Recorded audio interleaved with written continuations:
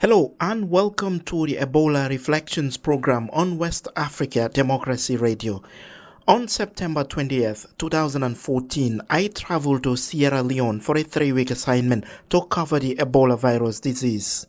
As part of my assignment, I visited the epicenters of Ebola, interviewed survivors, Ebola fighters, and people who lost their livelihoods to the virus. I also followed dead body collection teams and witnessed the reintegration of Ebola survivors into their communities. In the first of a 2-part series of my Sierra Leone Ebola diary serialized on Wadr last year, you will hear how Ebola affects the social fabric of the capital, Freetown. What brings the anxiety? We don't know where we are going. They say there's no cure. And it affects the basic fabric of our cultural life. Don't touch, body contact, and everything. You will also hear the cries of a family as their loved one who dies from Ebola is carried away for burial.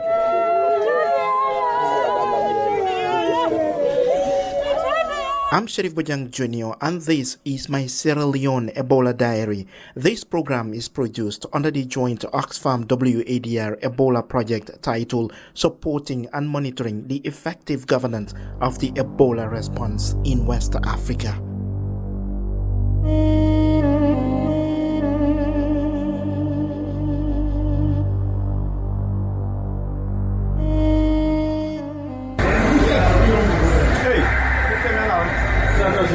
It's Saturday and in the China House Entertainment Complex, about a dozen people gather in one of the 2 big TV screen rooms to watch the English Premier League football. This complex, located in the heart of Freetown's business area, was built by the Chinese more than 2 decades ago through the Sierra Leone China Friendship Society. This has been the most popular spot for Sierra Leoneans looking for after-work fun or relaxation. Hundreds of people, from politicians and journalists to ordinary citizens, would meet here every evening or weekend to eat, drink, reminisce, meet their concubines, dance to the tunes which blast from the big speakers, or just watch football.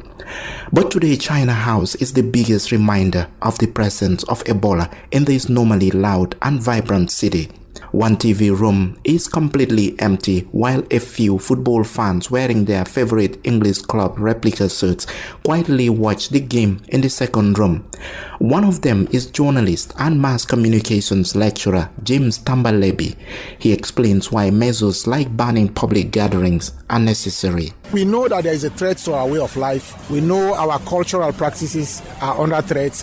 We know that our social forms of expression are under threat, but we are ready to curb that side of our social interaction. We are ready to let go that civil liberties just in the name of beating Ebola, and we will do it. Ebola is tearing apart the social fabric of Freetown. Since the outbreak, there is mounting distrust, paranoia, and rumor mongering amid widespread fear of infection. And this has created a lot of anxiety. Bami Chidi is a veteran local politician and socialite. What brings the anxiety? We don't know where we are going. They say there's no cure. And it affects the basic fabric of our cultural life. Don't touch, body contact, and everything. Which means we have to reorientate our mindset. Every public venue in Freetown has a similar story as the China House. Cinemas, pubs, and bars are all empty. Nightclubs are closed, and you feel there is no life left in this city. Sierra Leoneans love hugging and embracing one another. A few months ago, couples could be easily seen in street corners or public sideways, hugging and sometimes kissing, either to make up for a cheating crime or to reinforce the love bond between them. But today, body contact such as handshakes, hugging, and kissing are all forbidden. Before Ebola, especially if you bump into somebody you've not seen for quite a while, the usual thing to do is to hug, to make noise around, to the extent that people will turn around to look at what is happening. And it took us time to realize that we have to put a stop to this. Fernand Mark, businessman, Sierra Leonean. My daughter, she's 10 years old. When I get to the house, I try to hug her. She says, "No, Dad, you told me not to hug people, so you shouldn't be hugging me." And then she's right. There's fear. The no body contact rule, coupled with the widespread fear of contracting Ebola, has created a situation in which neighbors treat one another with suspicion, and people's ways of lives have changed. I've been particularly cautious about moving around. For instance, I spend as much time as possible home because of fear for this bodily contact. And of course, my social life has dropped by like 80-85%. Even if I want to have a drink, I have to go home and sit down by myself on my veranda and have a drink. It never used to be like that. Although Sierra Leone, to some extent, recovered from a decade of brutal civil war, Ebola is slowly killing the social fabric of the society, and it will take a lot to put things back in order. But whether or not there is light at the end of the tunnel remains a debatable topic here. I know we are going to succeed because the president is taking a lead, and now finally I think he's convinced the people out there, the international community, to come in full blast. After Ebola, certain things we are doing will change, definitely. Life will never be the same. The people of this city are panicking, and nerves will remain high until the fight against Ebola is effectively won.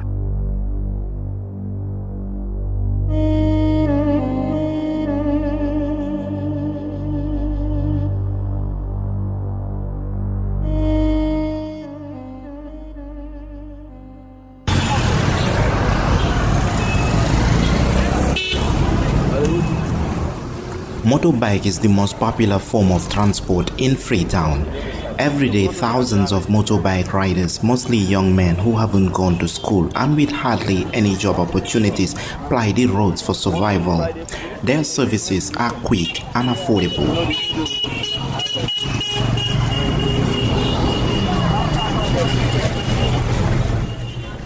As a result of the ongoing state of emergency across the country over Ebola, the motorbike riders are going through some rough times. Over the past 2 months, they've been authorized to ride from 7 a.m. to 7 p.m. instead of the 24 hours of services before the state of emergency. Some of them explained to me how this is affecting their lives. My name is Salif Kalon. Some of us, we are using the bike riding to feed our family. 7 o'clock, there is a time when the people trying to go back to their homes. From 7 to 8 to 9, you have money. But when they said we have to stop 7 o'clock, it's not easy for us. Let the Ebola stop. My name is Alusain Traore. This Ebola, I don't affect you too much. My name is Alusain Traore. This Ebola thing has affected us so much. I used to work full day and I was earning up to 100,000 leons a day. But now with this 7 a.m. to 7 p.m., I earn 30 to 35,000. It's not easy. I'm a family man. When they imposed the 3-day lockdown, we expected Ebola to go away after those 3 days. But Ebola is still spreading. It's still scattered. Well, no more. It's scattered no more. Like motorbike riding, every other business across this country has been hit by Ebola. Tourism is one of the most affected sectors. In a country with a tradition of booming tourism, there have been hardly any tourists here since the outbreak of the virus. Most Western governments have issued travel advice to their citizens against coming to Sierra Leone. The expatriates mainly working in the country's mining industry have since left the country.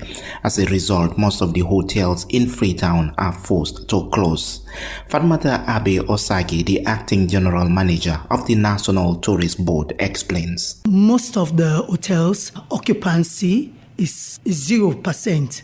I would say some of the hotels only have maybe 3 guests. And then you must understand the overheads that the hotel are incurring. And then if you move away from the hotel, you go there. Basically, we are under a state of emergency. The nightclubs are non-functional.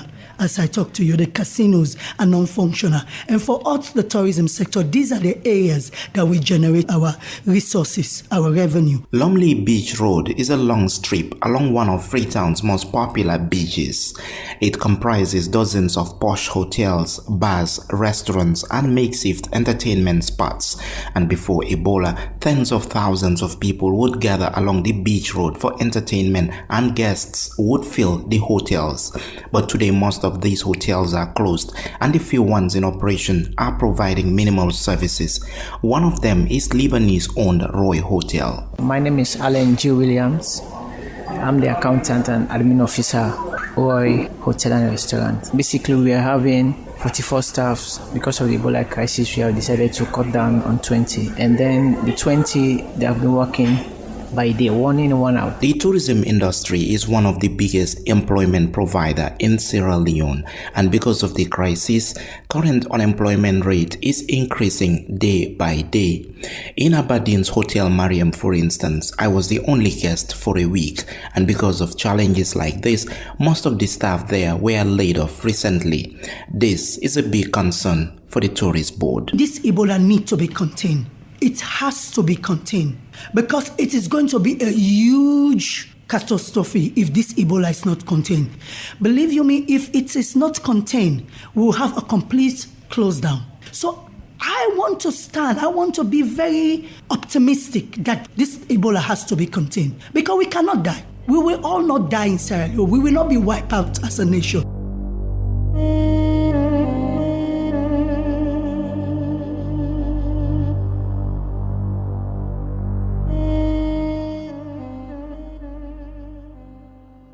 Then we encourage everybody before Ebola, people that are sick, then they go hospital.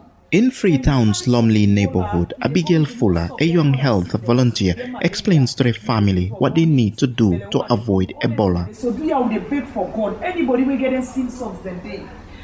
Let we feel sick, you feel the body, do you have go hospital, the belly woman there? Abigail and her 5 team members are part of the tens of thousands of health workers, volunteers and teachers sent to the streets across the country to visit every household to sensitize people about Ebola prevention and the need to report cases to the health authorities. We go house to house, telling people about the signs and symptoms, telling people how to wash their hands, to report any sick case. It doesn't mean that if you feel sick, it's Ebola. Before we used to visit the hospital, and now people are shying from visiting the hospital. So we encourage them to visit the hospital. It might be malaria, it might be typhoid. We encourage them to clean their environments. In a makeshift and dilapidated neighborhood in the west of the city, another team of volunteers walk up the hill to meet community members. They hold cartons containing soap, stickers, and flyers. My name is Christian Kagbo. As you can see, we have been given 2 cartons of soap.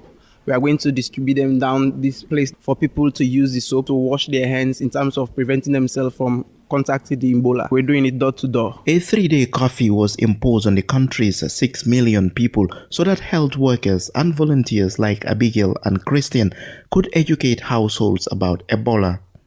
But this virus has become one of the most controversial topics in this country, and the responses and reactions over Ebola vary from person to person, community to community. Some houses, they will give you that, let me say, conducive environment, and for some people, they will put some resistance that you should not go to their houses because the government are just giving them soap to wash their hands.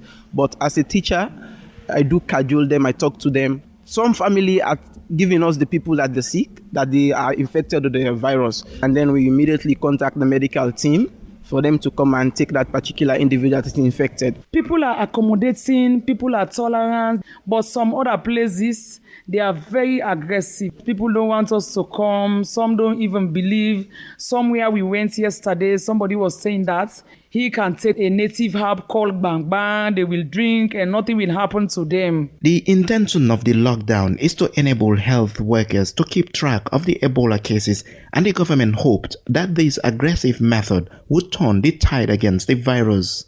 Many people have accused the authorities of heavy-handedness and referred to the lockdown as misplaced priority, but others welcomed the idea and hailed it as a key step to curbing Ebola. Because of this, we've discovered so many cops in the streets. There are a lot of burial that has been, done within the shutdown period. Ebola has killed at least 562 people in Sierra Leone, and it's still spreading. Last week, Doctors Without Borders, which has been at the forefront of the effort to contain the epidemic, warned that the lockdown could lead to the concealment of cases, potentially causing the disease to spread further. But now that the lockdown was conducted, Sierra Leoneans would hope and pray that it is a solution to the Ebola crisis in their country.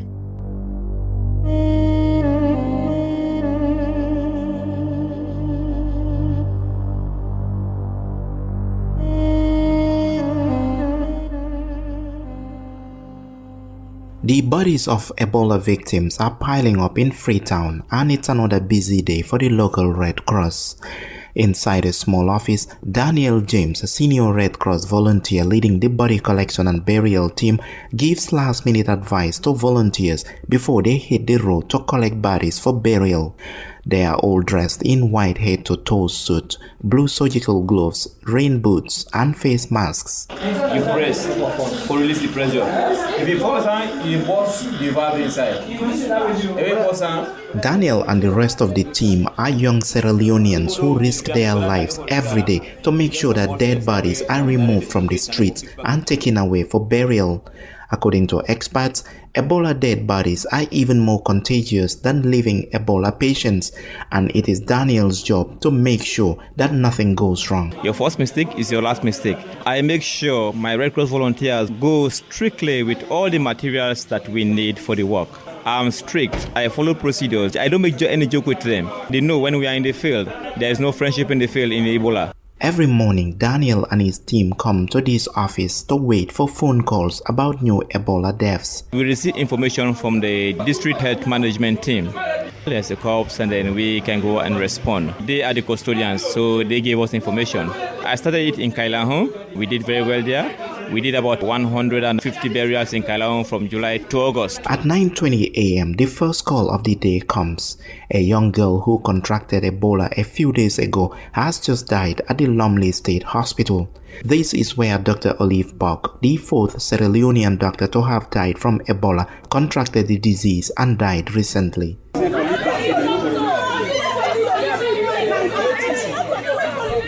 As Daniel and team arrive, dozens of people living in this neighborhood as well as nurses gather outside the health center to yell at health officials who accompany the team about the slow pace of response to emergency calls for body collection. Sekou Amani Sano is the member of parliament for this area. As of yesterday, we were having 2 patients. Unfortunately, we lost 1. Currently, as we're speaking, the patient is here and we've not seen any medical attention given to that patient. So as a member of parliament, I'm finding ways as to how that patient could be conveyed to a better medical facility. As the team put the body in the back of the van, another call came in that an adult male has died in the Hillcourt district of the city. The dead body is lying all the way at the top of the hill, and the volunteers are becoming exhausted climbing up the hill. After a long climb, the family and neighbors of the deceased gather to meet the Red Cross team. Body collectors often face challenges when they go to communities like this one. Abubakri, a burial supervisor, explains. Some places, as soon as they see you, they become disgruntled. Many incidents we've had with community people, pegging stone on our colleagues, vandalizing, our vehicles. But there is no such aggression in this hilltop Muslim community so far. The relatives merely request that they be allowed to conduct Islamic prayers for the deceased before the body is taken away. Assalamu alaikum. Assalamu alaikum.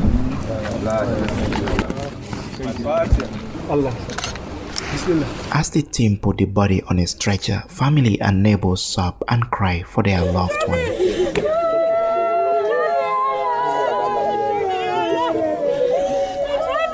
Sierra Leone's Ebola burial teams like this one are struggling to keep up with the rising number of dead, and as a result, some bodies are left to decompose at home for days before they are buried.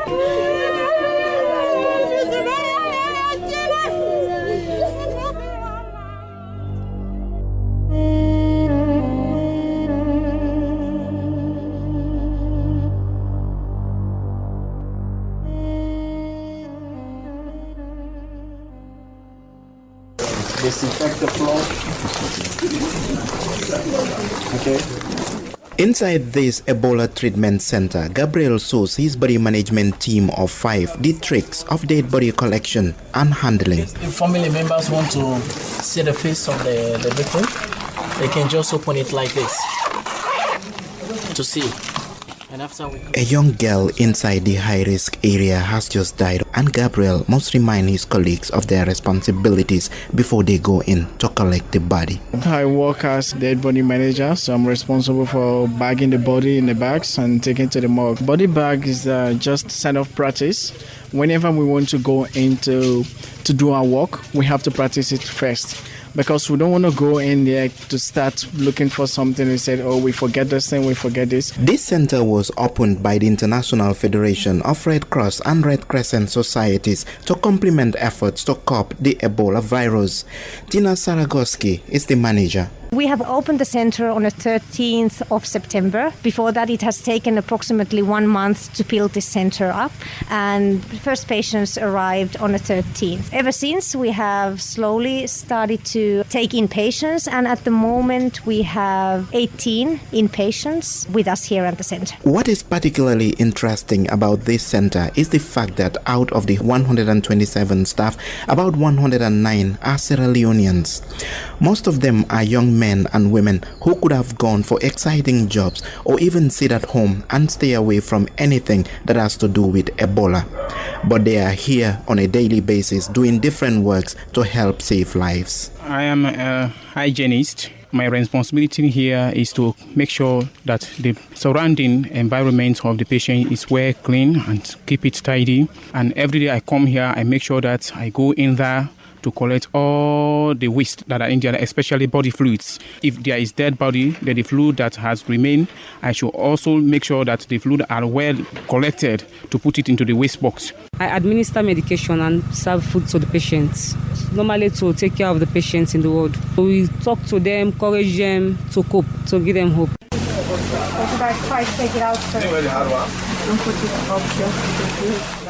Inside a plastic tent, 3 volunteers are getting set to get into the high-risk area to treat the patients.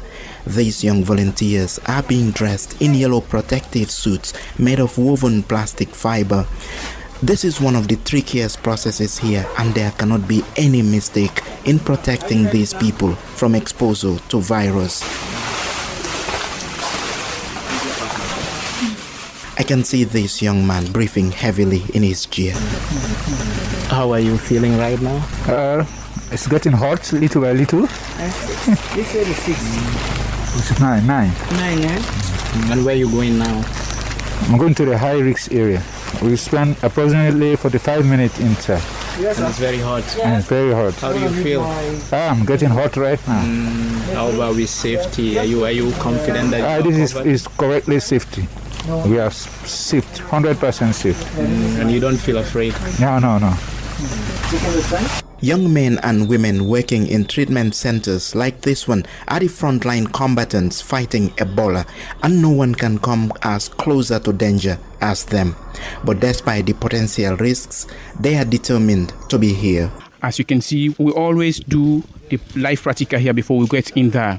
And when we are in there, we are well protected. I'm comfortable to be here. As long as I'm here to protect lives, I'm okay. I promise to work with the Sierra Leone Red Cross until I see the end of this Ebola. I'm going to fight against Ebola. In Sierra Leone, there are a lot of rumors, myths, and misconceptions surrounding Ebola. But the biggest Ebola enemy is fear. And because of the fear of contracting the virus, these local volunteers face discrimination in their own communities. As far as they know that you are working in an Ebola case management center, they will be going away from you. They say for them not to become infected. But we are doing this to save the life of our brothers and sisters. I came from Freetown. I have no relative here. And even when I came to rent in different houses, they refused because I'm working in the Ebola center. I did not disclose what I'm doing at the center to my family, so I have to hide it away from them, because if they know that I'm doing this, and it won't go down well with them. While I was on the ground in the Kenema Treatment Center, news came that an 11-year-old patient from Freetown had successfully gone through the treatment and would be discharged the next day. She would be the first discharged patient from this center, but with the determination and resilience of the staff like these young locals, many more success stories are expected to come out from here in the coming weeks and months.